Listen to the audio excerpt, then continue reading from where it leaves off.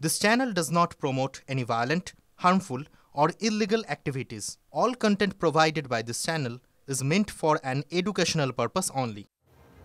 একদিকে জঙ্গির ভয় আর একদিকে খুনোখুনি, তৃণমূল কর্মীকে পিটিয়ে খুন, ফের উত্তপ্ত নন্দীগ্রাম। দফায় দফায় বিক্ষোভ তৃণমূলের। শাসক দলের অভিযোগ যে অন্য জায়গায় খুন করে দোকানে তৃণমূল কর্মী দেহ ফেলে রেখে পালায় বিজেপি আশ্রিত দুষ্কৃতীরা। এই খবর আপনাদের অবশ্যই দেখাবো, তবে তার আগে একটু নবান্নতে চোখ রাখি, কারণ সাংবাদিকদের মুখোমুখি হয়েছেন মুখ্যমন্ত্রী মমতা বন্দ্যোপাধ্যায়। এখন থেকেই আমরা অ্যানাউন্স করেছি 1 জানুয়ারিটা ছুটির দিন, কিন্তু ওই দিন আবার আমাদের ফাউন্ডেশন ডেও দলেরও। আমি দলের কথা কখনো এখানে বলি না, কিন্তু যেহেতু আমরা বলি মামাটি মানুষের সরকার, ওই দিবসটা আমরা মামাটি মানুষ দিবস হিসেবে পালন করি 1 জানুয়ারি। এবং 26 পূর্ণ হয়ে 27-এ পা দিচ্ছে। ওই দিন ব্লাড ডোনেশন করে আমাদের ছেলে মেয়েরা, অনেক সাধারণ মানুষ, প্রায় লক্ষাধিক ব্লাড বোতল ব্লাড কালেক্টেড হয়, যেটা থেকে অনেক অসহায় মানুষ বা অ্যাক্সিডেন্টাল কেস বা অন্যান্য কেস তারা সহযোগিতা পায়। যেমন গরম সময় যখন রক্ত পাওয়া যায় না, তখন পুলিশের থেকেও ব্লাড ডোনেশন ক্যাম্প করা হয়, এগুলো আমরা জানি। সুতরাং ওই দিনটা আমরা মামাটি মানুষকে ডেডিকেট করব। আর 1 জানুয়ারি যেহেতু ইংলিশ ইয়ারের ক্যালেন্ডার ইয়ারের 1 জানুয়ারি, ওই দিনটা ছুটি আছে, কিন্তু সেই জন্য আপনাদের আগাম সবাইকে শুভকামনা এবং সবাইকে হ্যাপি নিউ ইয়ার জানাচ্ছি। 2 জানুয়ারি আমাদের অ্যাডমিনিস্ট্রেটিভ রিভিউ মিটিং ডাকা হয়েছে নবান্ন সভাঘরে বেলা 1টার সময়। সমস্ত ডিপার্টমেন্টের কাজ নিয়ে পর্যালোচনা করা হবে, জেলা থেকে শুরু করে ব্লক স্তর পর্যন্ত, রাজ্য স্তর থেকে।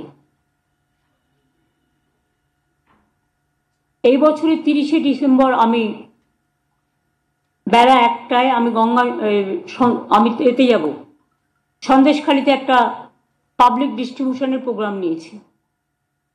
কারণ ইলেকশনের আগে আমাকে অনেকে জিজ্ঞেস করেছিল, দিদি আপনি সন্দেশখালি গেলেন না? আমি বলেছিলাম আমি যাব, পরে যাব। সুতরাং সেই জন্যই আগামী 30 তারিখ বেলা 1টায় আমার অফিসিয়াল প্রোগ্রাম সন্দেশখালিতে থাকবে। এটা হচ্ছে গভর্নমেন্টের পাবলিক ডিস্ট্রিবিউশন প্রোগ্রাম। ইতিমধ্যে আপনারা জানেন যে আমরা যেগুলো আমাদের কাছে পেন্ডিং ছিল, বিভিন্ন লক্ষ্মীর ভাণ্ডার থেকে শুরু করে বাংলার বাড়ি থেকে শুরু করে আমরা অনেকটাই করতে পেরেছি। তার মধ্যেও জেলাতেও কিছু থাকে কাজ, সেগুলো প্রায় 20,000 মানুষের কাছে ওই মিটিং থেকে বিভিন্ন পরিষেবা তুলে দেওয়া হবে ক্যাম্প ওয়াইজ করে। স্টেজ থেকে আমি হয়তো বড়জোর 100 জনের হাতে তুলে দিতে পারবো। 6 তারিখে গঙ্গাসাগর যাব। আমি পৌঁছেই আপনাদের প্রোগ্রামটা আগে জানিয়ে দিচ্ছি, যেহেতু আপনারা 5 তারিখে যাবেন। আমি প্রথমে যাব ভারত সেবাশ্রম সংঘে, কারণ কপিল মুনি আশ্রমের মহারাজ তিনি একটু বয়োজ্যেষ্ঠ, একটু বিশ্রাম নেন। আমি তার বিশ্রামে ব্যাঘাত ঘটাতে চাই না। ওরা 4টে মন্দির খোলে, কাজে আমি ভারত সেবাশ্রমটা আগে করে নেব, করে নিয়ে তারপর ওখান থেকে কপিল মুনির আশ্রম দর্শনে যাব। এবং এ ব্যাপারে আমাদের রিভিউ মিটিং হয়ে গেছে, সেটাও আপনারা জানেন। 8 তারিখে আমাদের এই কলকাতায় যে মেলাটা হয় মিলেনিয়াম পার্কের অপোজিটে, ওখানে সন্ধ্যেবেলা আমি যাব। প্লাস ওই দিন আমাদের একটা ভেসেল তৈরি হয়েছে, প্রচুর লোক যাতায়াত করতে পারে। হাওড়া থেকে বেলুড় মঠ, দক্ষিণেশ্বর, এই যাবার জন্য আমাদের যে জলীয় বিভাগ আছে, ওয়াটার ট্রান্সপোর্ট, ইনল্যান্ড ওয়াটার ট্রান্সপোর্টের মধ্যেই একটা শাখা, সেখানে আমাদের জাহাজ কোম্পানি গভর্নমেন্টের আছে, আপনারা হয়তো জানেন। সেই জাহাজ কোম্পানি অভিনবভাবে এই ভেসেলটা তৈরি করেছে, যেটা জনগণের খুব কাজে লাগবে। ওটাও সেদিন উদ্বোধন হবে। এছাড়াও আমার কাছে রিকোয়েস্ট এসছে, আইটিসিও একটা আর্টিফিশিয়াল ইন্টেলিজেন্সের ওপরে গ্লোবাল হাব তৈরি করতে চায়। ওদের বিল্ডিং প্রায় কমপ্লিট হয়ে গেছে। আমি সময় করতে পারলে বলে দেবো, এক্ষুনি বলছি না। আইটিসির তাছাড়াও আরো 2টো প্রজেক্ট রেডি আছে, আমরা সময় মতো করে দেবো।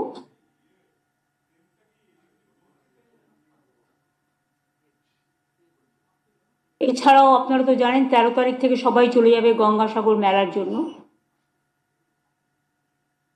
কারণ 14-15 যে পুণ্য স্নান আছে তার ডিটেলস তো আপনাদের সাথে আমি আলোচনা করে নিয়েছি আগে, এগুলো অলরেডি বলাও হয়েছে।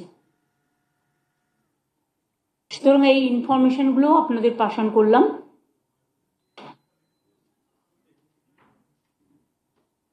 আমাদের বেঙ্গল বিজনেস সাবমিট হচ্ছে 5ই ফেব্রুয়ারি এবং 6ই ফেব্রুয়ারি। এটা একটা বড় programme. In the meantime যদি মা কালীবাড়ি মন্দিরের যে স্কাই ওয়াকটা হচ্ছে যদি কমপ্লিট হয়ে যায়, তাহলে ফেব্রুয়ারি প্রথম উইকেই আমরা চেষ্টা করব সেটাকেও উদ্বোধন করে দেওয়ার। আর জগন্নাথ ধাম তো আপনাদের আমি ডেট জানিয়ে দিয়েছি, 29 তারিখে পুজো হবে, শুরু হবে, উদ্বোধন হবে 30 তারিখে। আপনারা যারা যাবেন আগের থেকে কিন্তু বুকিং টুকিংগুলোর ব্যবস্থা করতে হবে। পিকেশিদাকেও বলবো দেখে রাখতে, কারণ সেই সময় হয়তো বুকিং নাও পেতে পারি না, এতটা রাশ থাকবে আমার যতদূর ধারণা। ভালো হোক, যত ভালো হবে তত ভালো। এছাড়াও জানুয়ারি মাসে 28 তারিখে সম্ভবত বই মেলা আছে, কলকাতা ইন্টারন্যাশনাল বুক ফেয়ার। নানা রকম মেলা গ্রামে গঞ্জে চলছে, পৌষ মেলা থেকে বিভিন্ন জেলায় বই মেলা, সরস মেলা থেকে শুরু করে সেলফ হেল্প গ্রুপের নানা রকম মেলা, কৃষি মেলা, পিঠে পুলির মেলা, নানা রকম মেলা। দুর্গাপুজোকে কেন্দ্র করে যেমন একটা বড় মানুষের ইনকাম জেনারেশন হয়, তেমনি মনে রাখবেন এই বড়দিন থেকে শুরু করে জানুয়ারি মাসটা পুরো নানা রকম মেলা হয়। এতে প্রচুর মানুষ কেনাকাটা করে। গ্রামের যারা আর্টিজেন্স, সেলফ হেল্প গ্রুপ, তারা যে সমস্ত হাতে জিনিস তৈরি করে, মেশিন দিয়ে করে, সেগুলো তারা ভালো করে তাদের ইনকাম জেনারেশন হয়। এটা একটা সুবিধে। আমাদের সব উৎসবেই যখন ঈদ হয় আপনারা জানেন ফলমূল বিক্রি কেনাবাটা বেড়ে যায়, তার কারণ সেই সময়টা রমজান মাস চলে। প্রত্যেকটা উৎসবকে কেন্দ্র করেই আমাদের কিছু না কিছু ব্যবসাও বৃদ্ধি হয়, যেগুলো দেখতে ছোট মনে হবে, কিন্তু মনে রাখবেন একটা দোকানদারের ইনকামও কিন্তু বড়। দোকানদারাই কিন্তু পিলার অব দ্য ইকোনমি, কারণ সেখানেই কিন্তু খুচরো বাজার থেকে শুরু করে যে দোকানদার, বড় বাজারে যেমন আছে ছোট বাজারও আছে। আজও পাড়ায় পাড়ায় মুদির দোকানগুলো আছে, মিষ্টির দোকানগুলো আছে, অন্যান্য দোকান হচ্ছে। সুতরাং এটা কিন্তু বাড়ছে। এগুলো বলা। আর মিষ্টি হাব, যেটা আমরা মিষ্টি, আপনারা জানেন একটা মিষ্টি ব্যবসায়ীদের জন্য একটা প্রোগ্রাম হয়েছিল, আমি নিজে গিয়ে উদ্বোধন করে দিয়েছিলাম। এবার তারা করছে দীঘায় 7, 8, 9 সম্ভবত জানুয়ারিতে। আমি ওখানে ডক্টর মানস ভূঁইয়া, অখিল গিরি ওদের যেতে বলেছি।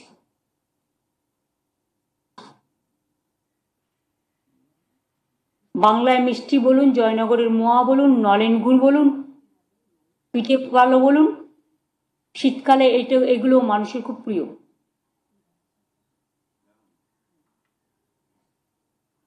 এছাড়াও আজকে ক্যাবিনেটে কয়েকটা আমরা ইন প্রিন্সিপাল ডিসিশন নিয়েছি। আলিপুর চিড়িয়াখানার ঠিক অপোজিটে, আগে আপনারা দেখতেন আলিপুর চিড়িয়াখানায় মাত্র একটা দরজা ছিল বেরোবার, একটা ঢোকার, কিন্তু আমাদের সরকার আসার পরে প্রায় 12টা আমরা গেট করে দিয়েছে, ঢোকার বেরোবার। তারপরে ওখানে একটা রোডওয়ে ব্রিজ যেটা বলা হয় সেটাও করে দেওয়া হয়েছে। এবং কালকে প্রায় লক্ষাধিকের ওপর মানুষ চিড়িয়াখানায় এসেছিলেন। আজকেও আমি যখন বাড়ি থেকে আসছিলাম দেখলাম প্রচণ্ড ভিড়। সব জায়গাতেই মানুষ যান, কারণ বাংলার মানুষরা একটু ভ্রমণ ভালোবাসেন, বাচ্চাদের নিয়ে একটু বেড়াতে যাওয়া, দেখতে যাওয়া এটা পছন্দ করেন। সুতরাং এই হিসেবে বিভিন্ন জায়গায় এখন লক্ষ লক্ষ মানুষের সমাগম হচ্ছে, এটাও একটা বড় ব্যাপার। মানুষ এই দিনগুলোকে খুব ভালোভাবে কাটানোর চেষ্টা করে। এবং এই আলিপুর চিড়িয়াখানার অপোজিটে একটা জায়গা আছে, ওখানে একটা ছোট্ট অ্যাকোরিয়াম ছিল, অনেক দিনের পুরনো, এবং অ্যানিম্যাল হাজবেন্ডারি, পশু চিকিৎসার একটা ছোট্ট জায়গা ছিল, কিন্তু বাদবাকিটা টোটালটাই আনইউজ ছিল। ওই জায়গাটায় আমরা একটা বিরাট বিগ বাজার করতে যাচ্ছি। ল্যান্ডটা আমরা জাস্ট ইন প্রিন্সিপাল এগ্রিড করেছি ওই জায়গাটা, কিন্তু যাই করুক ওখানে একটা ছোট্ট অ্যাকোরিয়াম থাকবে, আর পশু হসপিটালটা ওরা চিড়িয়াখানা জুয়ের জায়গায় ওরা করে নেবে। সুতরাং এখানে কোনো অসুবিধে হবে না, সব ডিপার্টমেন্ট কথা বলেই সিদ্ধান্ত নিয়েছে। দুই হচ্ছে, আপনারা অনেকেই জানেন না, আলিপুর মিউজিয়ামের অপোজিটে একটা জায়গা ছিল, সেখানে একটা বিরাট কাঠামো তৈরি হচ্ছে, যেটা লেদারের ব্যাগ, আমাদের সব লেদার ইন্ডাস্ট্রি তো বিরাট, 5 লক্ষ লোক কাজ করে, এবং সারা ভারতবর্ষে যত লেদার হাব সব কিন্তু এখানে এসে গেছেন। ফলে আমাদের লোকেরাই কিন্তু সমস্ত ব্যাগ থেকে শুরু করে, জুতো থেকে শুরু করে চামড়ার বিভিন্ন দেশে এক্সপোর্ট করে। কিন্তু এটা তো বাংলার অনেক মানুষ পায় না হাতের কাছে, তাদের নানা রকম ব্র্যান্ডে কিনতে হয়। সেই জন্য আমরা মেয়েরা যাতে ব্যাগ পায়, ছেলেরা ব্যাগ পায়, জুতো পায়, ওই আলিপুর মিউজিয়ামের অপোজিটে যে কাঠামোটা, যে বিল্ডিংটা তৈরি হচ্ছে, ওটা আমরা অর্ধেক দেবো লেদারের জিনিস বিক্রি করার জন্য। ঘরের সামনে মানুষ পেয়ে যাবেন, মেয়েরা খুশি হবেন, ছেলেরাও খুশি হবেন। মেয়েদেরও যেমন চামড়ার জিনিস কাজে লাগে, ছেলেদেরও লাগে। আর অর্ধেকটা আমরা করব বাংলার শাড়ি, অর্থাৎ তাঁতিদের তৈরি। সব জেলা থেকেই কিছু না কিছু আসবে, যা ঘরের কাছে মানুষ পেয়ে যাবেন, সেটাও হচ্ছে। এই ধরনের অনেকগুলো জায়গাতেই অনেকগুলো জিনিস তৈরি হচ্ছে।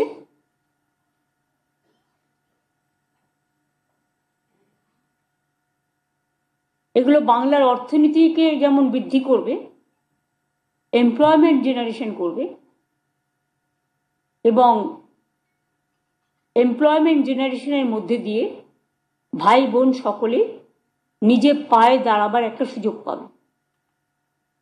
এবং তাছাড়াও আমাদের কলকাতাকে বাদ দিয়ে, ধরুন এখানে শপিং মল, বিগ বাজার সবই আছে, অন্যান্য যে জেলাগুলো আছে সব জেলার হেডকোয়ার্টারে একটা করে বড় বিগ বাজার বা শপিং মল ওই টাইপের আমরা করার চেষ্টা করছি। জমিটা আমাদের, কিন্তু টেন্ডার করা হবে, ফ্র্যাঞ্চাইজি করে করা হবে।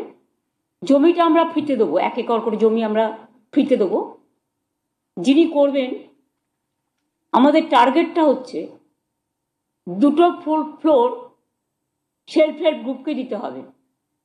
যে জেলায় লোকাল সেলফ হেল্প গ্রুপ তারা বিভিন্ন জিনিস উৎপাদন করেন, কিন্তু তারা মেলা টেলা ছাড়া সারা বছর বিক্রি করার জায়গা পান না, তাদের কথা ভেবে এটা করা হচ্ছে। অর্থাৎ 2টো ফ্লোর থাকবে সেলফ হেল্প গ্রুপের বা আর্টিজানদের জন্য জিনিসপত্র বিক্রি করার জন্য। বাদবাকি যে জায়গাটা হবে সেটা 2টো ফ্লোর হতে পারে, 3টে ফ্লোর হতে পারে। নিচে কার পার্কিং থাকবে, ওপরে একটা সিনেমা হলের ব্যবস্থা থাকবে, কারণ অনেকেই জেলায় সিনেমা দেখতে ভালোবাসে, কিন্তু তাদের হল নেই। এতে আমাদের টলিউডও অনেকটা উপকৃত হবে, শিল্পীরাও হবেন। তাতে একটা কমিউনিটি হলও থাকবে, চা কফি রেস্টুরেন্টের মতোই সেগুলোও থাকবে। প্লাস তারা যে বিজনেস করতে চায় সেটা তারা করতে পারে, যেগুলো বাজার শপিং মলে পাওয়া যায়। তাহলে জেলায় জেলায় হেডকোয়ার্টারে একটা হয়ে গেলে খুব ভালো হবে। কারণ আমি এই শিক্ষাগুলো বাচ্চাদের থেকে নিই পথ চলতে চলতে। আমার মনে আছে আমি একদিন বাঁকুড়া টাউন দিয়ে আসছিলাম, একটি ছেলে দৌড়তে দৌড়তে আমার কাছে এলো, আমার হাতে একটা কাগজ দিল। আমি কাগজটা পড়ে দেখলাম তাতে লেখা আছে, দিদি আমাদের এখানে একটা শপিং মল হবে না? তখন থেকে এটা আমার মাথায় কাজ করছে। তাই জমি আমাদের অলরেডি সিলেক্টেড হয়ে গেছে। এখন যারা করবেন তাদের জন্য বাদবাকি আইনত প্রসেস মেনেই করা হবে, যাতে জেলাতেও ইনকাম এবং মানুষের বিভিন্ন জায়গায় যাবার একটা সুযোগ ঘটে। কারণ প্রত্যেকটা জেলায় মনে রাখবেন তার নিজস্ব ভাণ্ডারে সমৃদ্ধ, নিজস্বতায় সমৃদ্ধ। এই যে বিষ্ণুপুরে যে গানের মেলা হয়, বিষ্ণুপুরে যে উৎসব হয়, ইন্দ্রনীলকে পাঠিয়েছিলাম এবার ট্যুরিজম ডেভেলপমেন্ট মিনিস্টার। একদিকে পৌষ মেলা হচ্ছে, দেখুন তো কত লোক যাচ্ছে, প্রচুর মানুষ কেনাকাটা করে, টুরিস্টরা যায়। দার্জিলিংয়ে গিয়ে দেখুন জায়গা পাবেন না, কালিম্পংও তাই, কার্শিয়াংও তাই, মিরিকও তাই, জঙ্গলেও তাই। জঙ্গল পাহাড় নদী এটা নিয়ে কিন্তু বাংলা, সবটাই আমাদের বাংলায় আছে। কাজেই আমি সবাইকে বলবো, শীতকাল, রাস্তায় একটু কুয়াশা থাকে, কুয়াশার সময় নাইট ট্রাভেলটা এড়িয়ে যাওয়া ভালো। অনেক সময় ড্রাইভাররা ঘুমিয়ে পড়ে, অনেক সময় আবার কুয়াশায় রাস্তা দেখা যায় না, ফলে অ্যাক্সিডেন্টের রেটটা বেড়ে যায় এই সময়টায়। আমরা তো সেফ ড্রাইভ করব, পুলিশেরও যেমন একটা দায়িত্ব আছে, সাধারণ মানুষকেও বলবো গভীর কুয়াশা থাকলে, যখন থেকে কুয়াশা পড়বে এবং সকালবেলাও কুয়াশাটা থাকে ভোরবেলা 5টা অবধি, সুতরাং কুয়াশার টাইমটা একটু বেটার। সাবধানে গাড়ি চালানো, যাদের খুব এমার্জেন্সি তাদের তো চালাতেই হবে, কিন্তু সাবধানে, খুব আস্তে আস্তে স্পিড মেনটেন করে, যাতে কোনো অসুবিধে না হয়।